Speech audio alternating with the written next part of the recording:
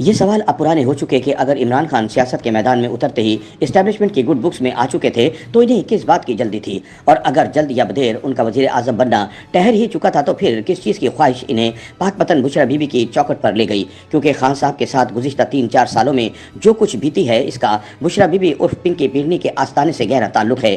آخر وہ کون سی کمزور گھڑی تھی جس نے آکسفورڈ کے ڈگری یافتہ دنیا کرکٹ کے بادشاہ اور کرشماتی شخصیت کے مالک عمران خان کو بشرا بی بی اینڈ کمپنی کے جال میں ایسا پھنسایا کہ اب وہ جتنے ہاتھ پیر ماریں گے اتنے ہی الجھتے چلے جائیں گے؟ اگرچہ خان صاحب کے مداح آج بھی ان کا دفاع کرتے نظر آتے ہیں، ان کا موقف ہے کہ عمر کا ایک بڑا حصہ بیرون ملک گزارنے کی وجہ سے انہیں دیسی بھید بھاؤ اور پالیٹکس کی جانکاری نہ ہونے کے برابر ہے۔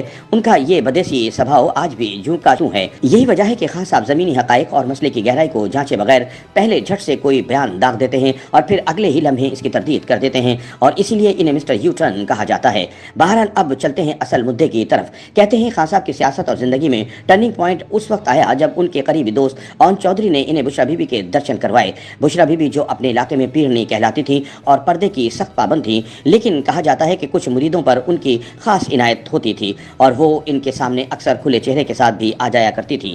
خان صاحب کا شمار بھی ایسے ہی مریدوں میں ہوتا تھا اور وہ پہلی نظر میں ہی انہیں بھا گئی تھی۔ خان صاحب کا رجحان مذہب اور صوفی ازم کی طرف کچھ زیادہ ہی ہونے لگا تھا۔ اب اسے ایمان کی کمزوری کہیں یا اقتدار کی کرسی پر براجمان ہونے کی جلدی کہ وہ کئی آستانوں پر تواتر سے حاضری دینے لگے۔ انہی دنوں وہ پنکی پیرنی کے ڈیرے پر بھی پہنچے اور دیکھتے ہی دیکھتے پنکی پیرنی کے چلے، وظیفے اور کمالات اپنا رنگ دکھانے لگے۔ بات کی کہانی یہیں سے شروع ہوتی ہے۔ تاہم کہا جاتا ہے کہ بشرا بی بی کے جادوئی عملیات کام نہ بھی کرتے تب بھی اقتدار کی کرسی پر بیٹھنے کی باری خان صاحب کی ہی تھی۔ لیکن وہ کہتے ہیں نا کہ ہونی ہو کر رہتی ہے۔ بشرا بی بی نے جب خان صاحب کی نفسیات کو سمجھ لیا تو اپنے شوہر خاور مانی کا دوست فرا گوگی اور ٹیم کے ساتھ مل کر ایک پلان بنایا اور کمال ہنرمندی کے ساتھ اسے نہ صرف پائے تکمیل تک پہنچایا بلکہ لالچ میں سونے کے انڈے دینے والی مرغی کو ہی ذبح کر بیٹھے۔ بشرا بی بی کا اپنی 30 سالہ ازدواجی زندگی کو داؤ پر لگانا، رات دن شریعت کا راگ الاپنے کے باوجود عدت میں نکاح کرنا، پنجاب جیسے اہم صوبے میں پپٹ وزیر اعلیٰ کی تعیناتی، فرا گوگی کی انٹری، توشہ خانہ جیسے سکینڈل، زمینوں پر قبضہ، القادر ٹرسٹ کا فارمولہ،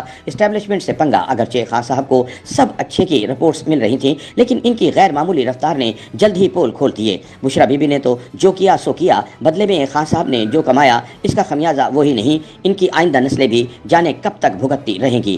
اس وقت حالت یہ ہے کہ خان صاحب کا شفاف دامن کرپشن کے الزام سے داغدار ہے۔ دوستیاں دشمنیوں میں بدل گئی ہیں، ان کی انتہائی پاپولر جماعت دیوار سے لگ چکی ہے اور انہوں نے اپنی واضح جیت کو ہار میں بدل دیا ہے۔ خیر، سیاست میں کچھ بھی حرف آخر نہیں، لیکن ابھی تو یہ حال ہے کہ گلاس توڑا بارہ نے۔